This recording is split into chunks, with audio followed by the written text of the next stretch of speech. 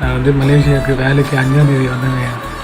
வந்துட்டு இங்கே என்னால் கிளைமேட்டு இங்கே இருக்கிற கண்டிஷனு என்னால் ஒத்துக்கலைங்கய்யா. என் உடம்பே போச்சுங்கய்யா.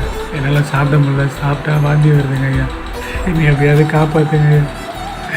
என் உடம்பு புரியலைங்கய்யா. கை கால்லாம் நடுங்குதையா. எம்எல்ஏ ஐயா, அமைச்சர் ஐயா, முதலமைச்சர் ஐயா, எப்படியாவது வீட்டில் விட்டுருங்கய்யா. என்னால் உடம்பு முடியலைங்க. மூச்சு வாங்கிக்கிட்டே இருக்குங்க.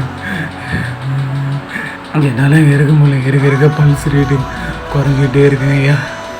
ஐயா உங்களை தான் ஏன் நம்பியிருக்கேன் முதலமைச்சர் ஐயா.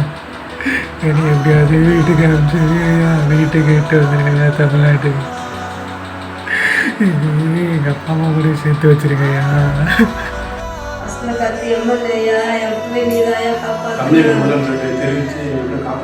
முதலமைச்சருக்கு சொல்லி காப்பாத்தையா, காப்பாத்தையா, கெஞ்சி கேளுங்கய்யா. அப்படியே காப்பாற்று முதலமைச்சரையா, வசந்த காத்தையா, இதையா அப்படியே காப்பாற்றணும். யாரும் இல்லையா எங்களுக்கு, இதையே காப்பாற்றணும். முதலமைச்சரையா, வசந்த காத்தையா, இதையே காப்பாற்றணும். என் பிள்ளையா ஐயா, என் பிள்ளையா இருக்க மாட்டேன். என் குடும்பம் என் பிள்ளையோட காப்பாத்தையா, சொல்லி காப்பாத்தையா, வசந்த காத்தையா, காப்பாத்தையா, கேட்குறையா, என் பிள்ளை காப்பாத்தையா, என் பிள்ளை காப்பாத்தையா. மலேசியாவுக்கு வேலைக்கு வந்த நிலையில தனக்கு உடம்பு சரியில்லாத காரணத்தால எப்படியாச்சு தாயகத்துக்கு தன்னை திருப்பி கூட்டிட்டு போங்க அப்படின்னு இளைஞர் ஒருத்தர் முதலமைச்சருக்கு கண்ணீர் விட்டு வீடியோ ஒன்று வெளியிட்டு இருக்கிறது பெரும் சோகத்தையும் அதிர்ச்சியும் ஏற்படுத்தி இருக்கு. என்ன நடந்தது விரிவா இந்த வீடியோல பார்க்கலாம்.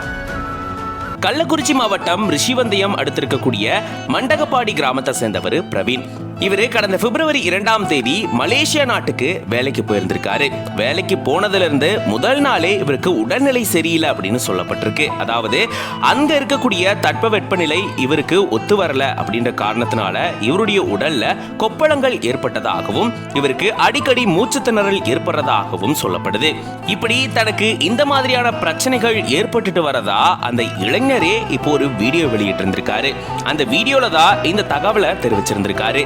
இந்த மாதிரி வெளிநாட்டுக்கு வேலைக்கு வந்த உடல்நிலை சரியில்லை, கொப்பளங்கள் வருது, மூச்சு திணறல் வருது, எப்படியாச்சும் சொந்த ஊருக்கு கூட்டிட்டு போயிடுங்க அப்படின்னு கண்ணீர் மல்க முதலமைச்சருக்கும் ரிஷிவந்தயம் சட்டமன்ற உறுப்பினருக்கும் வெளிநாடு வாழ் நலத்துறை அமைச்சர் மஸ்தான் அவர்களுக்கும் கோரிக்கை விடுத்து இப்படி ஒரு வீடியோவை அந்த இளைஞர் வெளியிட்டு இருந்திருக்காரு.